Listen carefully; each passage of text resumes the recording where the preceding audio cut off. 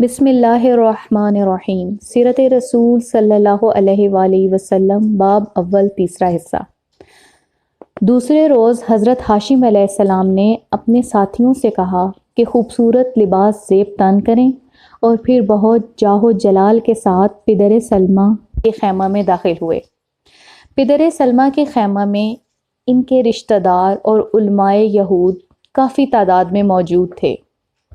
تمام اہل مجلس حیرت سے ہاشم علیہ السلام کے حسن کو دیکھنے میں محو تھے کہ جناب مطلب نے گفتگو شروع کی اور خدا کی حمد و ثنا کے بعد اپنے آنے کا مقصد بتایا کہ ہم خواستگاری کے لیے آئے ہیں۔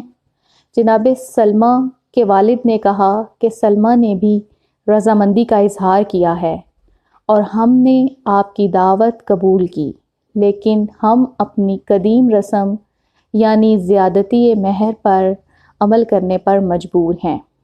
جناب مطلب علیہ السلام نے فرمایا، ہم 100 اونٹ جن کی آنکھیں سیاہ اور بال سرخ ہیں مہر میں دیتے ہیں۔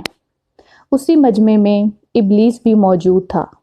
پدر سلمہ کے پاس آیا اور رو کر کہنے لگا کہ مہر اور زیادہ ہونا چاہیے، تو پدر سلمہ نے حضرت مطلب سے مہر زیادہ کرنے کا مطالبہ کیا۔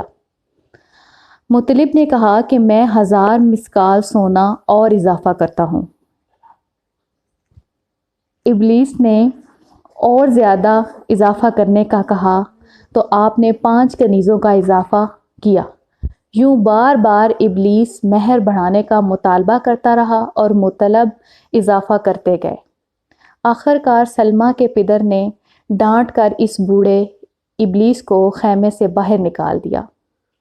یہودی جو کہ ہاشم علیہ السلام کی جان لینا چاہتے تھے اٹھ کھڑے ہوئے اور سلمہ کے باپ سے کہنے لگے، وہ بوڑھا شام اور عراق کے عقل مندوں میں سے تھا اور صحیح کہہ رہا تھا، تم نے اس کے مشورے پر عمل کیوں نہیں کیا؟ ہم اپنی لڑکی ایسے مفلس کو نہیں دیں گے۔ اور تلواریں نکال کر جناب ہاشم علیہ السلام پر حملہ آور ہو گئے۔ جناب ہاشم کے ساتھ آئے ہوئے افراد نے بھی تلواریں نکال لیں۔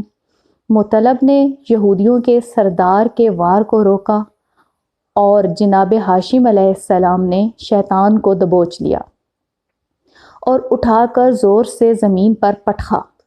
نور محمدی صلی اللہ علیہ وآلہ وسلم اس پر چمکا تو وہ ایک چیخ مار کر تیز ہوا کی مانند ہاشم کے ہاتھ سے نکل گیا۔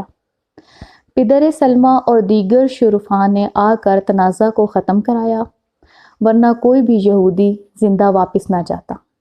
پدر سلمہ نے کہا کہ ان کو جانے دیجیے اور شادی کو رنج و غم میں تبدیل نہ کیجیے۔ یہ سن کر جناب ہاشم علیہ السلام واپس خیمے میں آ گئے اور ولیمہ کا انتظام کیا گیا۔ مہمانوں کو کھانا کھلایا گیا۔ پدر سلمہ نے عرض کیا، اے حرم خدا کے بزرگوں، دل سے پریشانی کو دور کیجیے اور میری لڑکی آپ کی خدمت میں ہدیہ ہے۔